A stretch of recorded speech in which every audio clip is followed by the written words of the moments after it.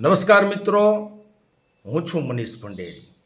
મારે વાત કરવી છે ભાવનગરમાં થયેલા લઠ્ઠાકાંડની. તાજેતરમાં જ ભાવનગરમાં જે લઠ્ઠાકાંડ થયો એમાં 13 જેટલા લોકો છે એ મૃત્યુ પામ્યા છે.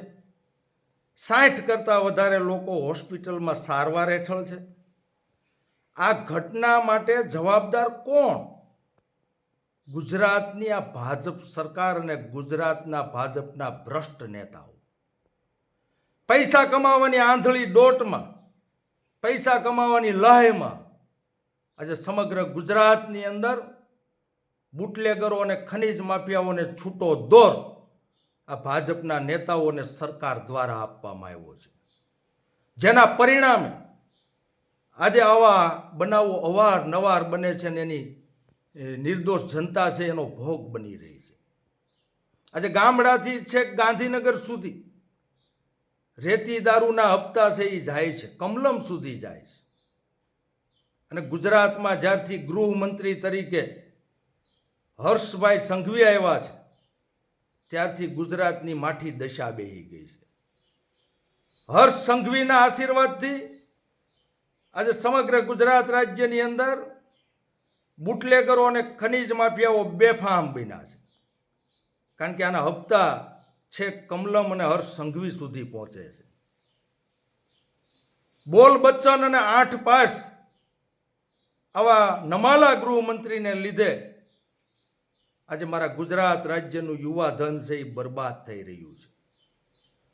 જ્યારથી હર્ષ સંઘવી ગૃહમંત્રી બન્યા ત્યારથી સમગ્ર ગુજરાતની અંદર ડ્રગ્સ, ગાંજો, દારૂ કે અન્ય કેફી દ્રવ્યોનો ધંધો અને રેતીનો ધંધો છે એ ફાટા ચાલે છે.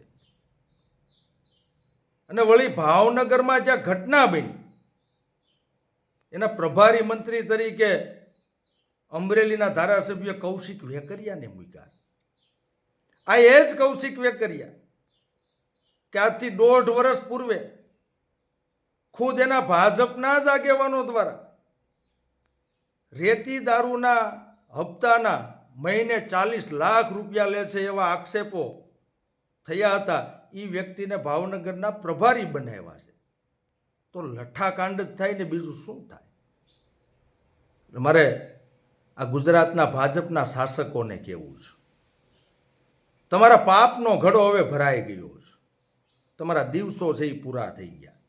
આજે મારે ગુજરાતનો યુવાન જાગૃત બની ગયો છે, જેનજી છે એ જાગૃત થઈ ગયા છે. આવનાર સમયની અંદર આ ભ્રષ્ટ ભાજપની સરકારને અને હપ્તા લેતી ભાજપની સરકારને અને ભાજપના નેતાઓને ઘેરે બેસાડવાનું કામ મારા ગુજરાતના યુવાનો કરવાના છે. અસ્તુ. જય હિન્દ, જય જય ગરવી ગુજરાત.